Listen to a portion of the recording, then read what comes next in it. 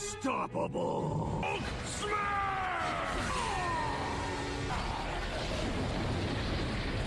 Inside the Avengers base, where the young heroes prepare for another day of hunting villain discs scattered around the world, Edward Grant, the team's youngest and most timid member, long after the others have gone to bed, sits awake anxiously packing his gear. He stuffs his backpack full of tools, food, and even a flashlight, overcompensating for his fear of being unprepared. In his holographic form, Hulk teases him for staying up so late, urging him to rest, but Ed laughs nervously and insists he's fine. He also hints that Hulk is the one who's meant to be resting so his body can be recharged. But Hulk, who is clearly still upset about being stuck with a loser like him, tells him to channel his worries into how he can go through a massive character development to attain enough aura to finally pull some baddies. Moved by the wise words, Ed decides that he really has to lock in, but he goes through his packed stuff one more time before finally lying down to sleep. When morning comes, the team assembles in the control room, ready for another mission, and Tony Stark, in his holographic form, briefs the kids on their next target. He explains that they just detected a villain disc that appears to be moving across a wide, desert-like region far from any populated area. The landscape, as depicted on the display, is dry, harsh, and difficult to navigate, making it challenging to track the target. Tony then unveils a new gadget he's been working on, which is a compact handheld radar device linked directly to the base's satellite network. He explains that it's designed to locate discs with greater precision and is capable of isolating their unique energy signatures even through interference. With this improvement, the team should be able to track and intercept enemy movements faster than before, giving them a much-needed advantage against Loki's agents.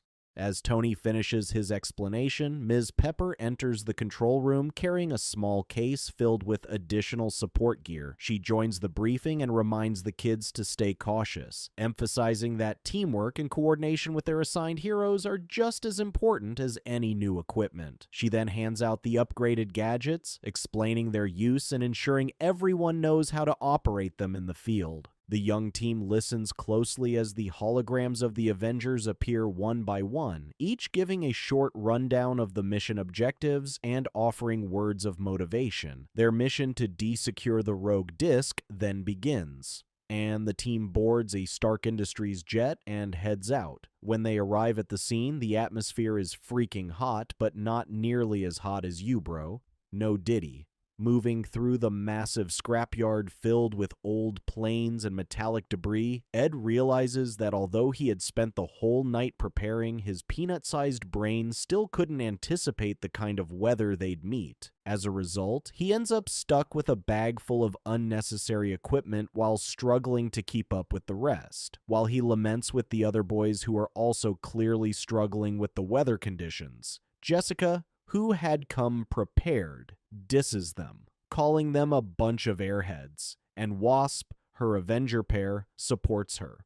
Noticing how much Ed is slowing them down with his heavy luggage, Chris offers to help him carry his bag, and although he tries to refuse, Chris insists and ends up collecting it. While they continue on their journey, Iron Man asks Akira, his pair, to put on his booster skates to improve efficiency, and he notices Akira hesitates for a brief moment before complying. Jessica then finds a spot where the disc is likely meant to be located, and the team heads there to investigate the area. When the team arrives at the site Jessica detected, the DISK tracker starts beeping rapidly, confirming a nearby target. They prepare to spread out to scan the junkyard filled with rusted metal and broken machinery.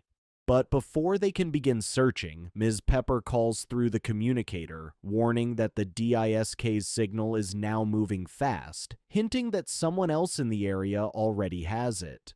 A loud crash follows her words as the team is almost sandwiched by an attack they barely manage to dodge. A masked man appears atop a pile of scrap, holding the disc high along with his partner, Absorbing Man, who had swung his massive steel weapon at them. They quickly identify the masked man as Joel Murphy, one of Loki's human subordinates known for his arrogance and flair. Joel laughs and waves the disc mockingly, boasting that he got to it first and that the League's effort was pointless. As he taunts them, he carelessly mentions that Loki now has a new device capable of detecting discs anywhere on Earth. Iron Man, analyzing the claim, deduces that since a second-rate scientist like Tim cannot handle the indefinite dimensional equation that makes up the backbone of the disc detection system, it can only mean that Dr. Nozomu Akatsuki is alive. Akira and Hikaru exchange a quick, relieved glance at the realization that their father's survival has finally been confirmed. They thank Joel for being such a blabbermouth and add that if only he were smart enough, he'd make a formidable acquaintance on their math test. Enraged by being dissed by a bunch of high school students, he orders Absorbing Man to finish them off and erase their bloodlines before they even get to experience the heavenly sensation from clapping baddies. And the muscular villain, pleased with the number disadvantage he's at, gets ready for battle as he spins his massive steel weapon. Just before the fight begins, Joel receives a phone call and then announces that he'll be taking his leave, claiming he's late for a recording session with his producer. He orders Absorbing Man to make sure he obliterates them in his absence as he gets on his mini quad bike he purchased from Temu and zooms off. Akira tries to go after him, but Absorbing Man stands in his way to stop him. Hikaru, Chris, and Jessica are then left with no other choice but to use their discs to go up against the villain to give Akira a chance to catch up with Joel. After their cringe Power Rangers type display, Thor, Captain America, and Wasp materialize and go up against Absorbing Man.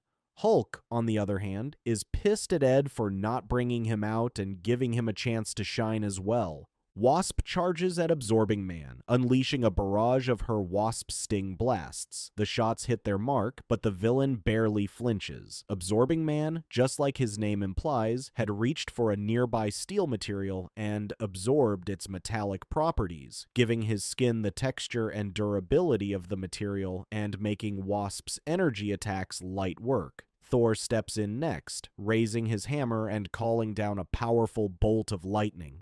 The thunder echoes through the junkyard as the attack strikes its target, but Absorbing Man had already pressed his hand against a car's rubber tire, absorbing its insulating qualities, rendering the attack ineffective. The heroes realize that every element they throw at him only makes him stronger, his adaptability turning the battle into a dangerous game of strategy. Escape from us! Seeing how quickly the situation is escalating, Akira decides to take Ed along on his pursuit of Joel, so he won't hold any of the heroes back by being miserably weak. Back in the battle, Absorbing Man mocks the heroes between attacks, calling them weak and predictable. He taunts Captain America, daring him to use his shield so he can absorb its vibranium properties and beat the crap out of them. To his surprise, Captain America and the other heroes make fun of him, telling him the only reason he can still get to talk to them while standing on his two legs is because they have not started fighting seriously yet. Meanwhile, speeding with the booster skates through the maze of wreckage, Akira and Ed close in on Joel. When they catch up, Akira demands that he hand over the disc, but Joel refuses, kicking up a dense cloud of dust that blinds their path. The boys end up crashing into a barrier while Joel tries to escape. Forced to act, Akira activates his DISK, summoning Iron Man to intercept him. Realizing that he might actually be cooked, Joel is left with no choice but to activate his stolen DISK, unleashing none other than the Invincible Juggernaut. Ed, who never goes anywhere without his knowledge of heroes and villains, quickly recalls what he's read about the monster standing before them. He explains that Juggernaut, standing at about 10 feet tall with his massive physique built like a tank, is said to possess near impenetrable toughness, rendering him immune to most physical attacks that would crush any ordinary foe. In addition, his heavy reinforced helmet is specifically designed to block out all forms of mental intrusion, meaning psychic or telepathic attacks are completely useless against him, making the villain an especially dangerous adversary for any hero. Iron Man approaches him slowly without hesitation, while Juggernaut sizes him up and calls him a glorified power bank in shining armor. He then lunges for an attack. Iron Man immediately evades it, but seeing how much of a terror Juggernaut is,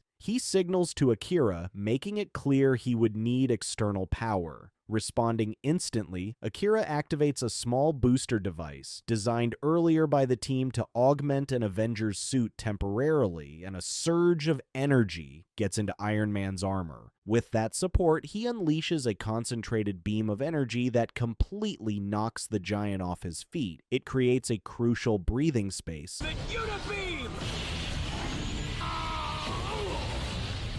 And Joel uses the distraction to slip away into the surrounding wreckage. Tony, encouraged by the temporary success, makes the rookie mistake of getting too close to the villain, believing the giant to be weakened. And Juggernaut, who has been waiting for an opportunity to lure Iron Man into his range for close combat, grabs him by the shoulders, catching him completely off guard. The giant uses his relentless force to crush the armor's integrity. Iron Man struggles to pry himself free, running diagnostics and rerouting power to servos, but the suit's systems flicker under the sustained pressure, and he takes heavy damage. Watching the villain batter their hero, Akira's face tightens, and Ed begins to panic as well. The sight of Iron Man in real danger becomes the hinge for his decision as he remembers Hulk's words and the trust shown to him before. Though uncertainty still clouds his mind, he can't stand by while Iron Man is torn apart.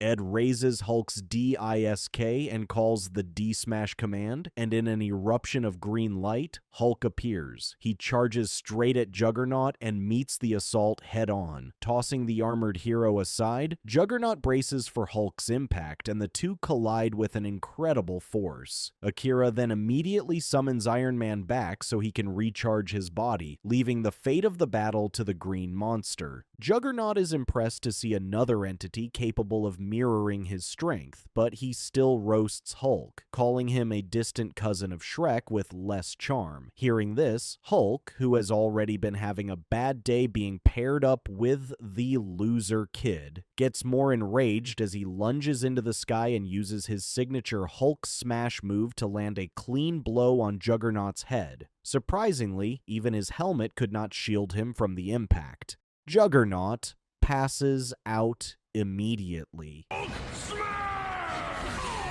Unstoppable! Yes, I am! While he tries to de-secure Juggernaut into a disc, Akira hesitates and hands over the device to Ed to do it, since it was his partner who took care of the threat. Hulk agrees as well, stating Ed needs the experience, and besides, it would be something to brag about if he eventually starts pulling the Huz someday. Ed stretches out the empty DISK and D secures the unconscious villain into it. Later that evening in the Avengers base, Hikaru and Jessica recap their busy day with Thor, who glazes Captain America for their victory against Absorbing Man. He had come up with the plan to use gasoline on Absorbing Man, while Thor stalled him long enough for Wasp to deliver the final blow and burn him up. For some weird reason, Jessica can't get over the fact that it was Wasp, her pair, who dealt the final blow, even though Thor clearly pointed out that they won by the effort of teamwork. Chris, who is known for always being mean to Ed, offers him a simpler courtesy and tucks him into his bed while he sleeps. Similarly, Captain America confronts Hulk and talks about how Ed is trying his best despite his young age. He tells him to just trust him a bit more and be easier on him as well. Later that night, after all the kids have gone to sleep, Ms. Pepper reviews the battle data that Iron Man had been transmitting throughout the fight. However, as she analyzes the information, she notices that the DISK resonance spikes weren't just coming from the heroes themselves, but were directly tied to the kids' readings, which is rare because the patterns can only occur when the kids are in direct sync with the Avengers. Realizing that the kids could actually be evolving, she and Iron Man decide to keep the newly found intel a secret. Thank you for sticking to the end of my video. Please do me the biggest favor by leaving a like, comment, and subscribe. And I hope to see you in the next video.